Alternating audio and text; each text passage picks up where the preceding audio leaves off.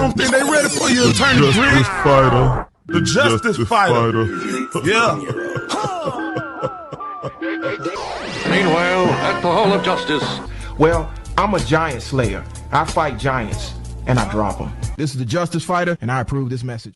What's going on, guys? Attorney Griggs, the Justicefighter, here on Justicefighter Media. And the last week or so, we've really been hit with the scourge of blackface. Whether it's politicians in their old yearbooks or it's high-end brands with blackface images on their clothing, and we need to talk about it. So let's kind of talk about blackface. Blackface is a form of theatrical makeup used predominantly by non-black performers to represent a caricature of a black person. Practice gained popularity in the 19th century and contributed to the spread of racial stereotypes such as happy-go-lucky darky on the plantation or daffodine coon. By the middle of the century, blackface minstrel shows had become a distinctive American art form, translating formal works such as opera into popular terms for general audiences. In the early 20th century, blackface branched off from minstrel shows and became a form of its own right. It has largely fallen out of favor by the turn of the 21st century and is now generally considered offensive and disrespectful, though the practice continues in other countries. And so we saw a resurgence of blackface and the conversation around blackface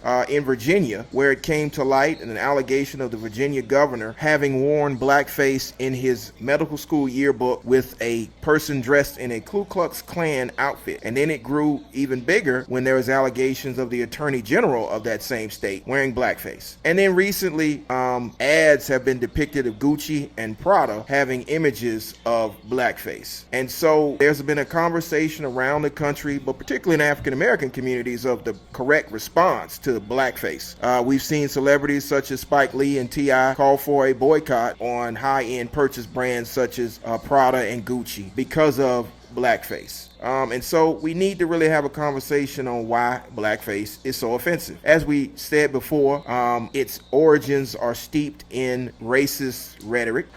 It's been used to demonize and dehumanize African Americans. And we really need to educate ourselves on the damage that was done. So the first minstrel shows where we saw blackface were performed in 1830s New York by white performers with blackened faces, most using burnt cork or shoe polish, with tattered clothing, who imitated and mimicked enslaved Africans on southern plantations. These performances characterized blacks as lazy, ignorant, superstitious, hypersexual, and prone to thievery and cowardice. Thomas Dartmouth Rice, known as the father of minstrelsy, developed the first popular known blackface character by the name of Jim Crow in 1830.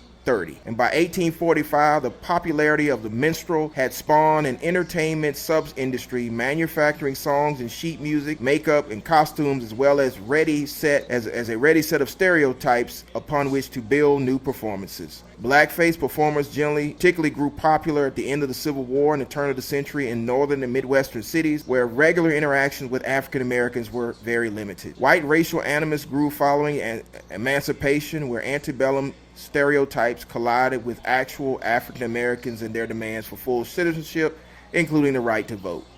The influence of minstrelsy and racial stereotyping on American society cannot be overstated. News media ushered minstrel performances from stage, across radio and television airwaves, and even into the theaters.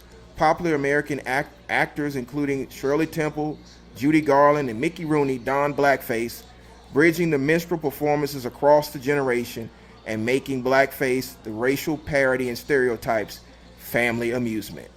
And because of that history, that's why blackface is so offensive. Now, I understand, being in 2019, many people did not know the history of blackface, nor didn't see the real problem. But it really is a problem, especially when the best known character for blackface is Jim Crow. We all are very familiar with Jim Crow laws and the effect of segregation all the way up until the late 60s.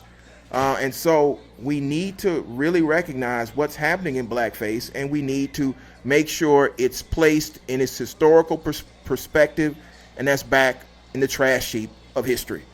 And so I salute the celebrities that are standing up and elevating their voices against industries and individuals who would use blackface to further demonize African Americans.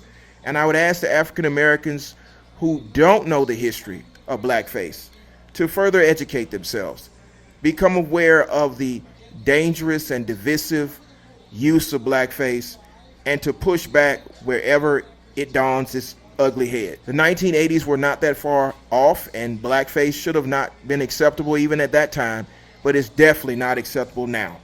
So we would ask everyone to push back on the continued move backward in this country and make sure that racial animus is erased and that we can move forward as one people. So as Attorney Griggs, the Justice Fighter, I am lending my support to the movement to erase blackface and to hold accountable individuals who have dressed in blackface and thought nothing was wrong with it. This is a teachable moment. This is a moment for us to elevate our voices to say that as oppressed people, we do not have to continue to be oppressed by allowing others ridicule us, to make fun of our history and not push back. So as Attorney Griggs, the Justice Fighter here at Justice Fighter Media, we will continue to educate you on all things in the law, social justice, and civil rights. And we're saying a big no to blackface. It's Attorney Griggs, the Justice Fighter, signing off. Catch you on the next podcast episode.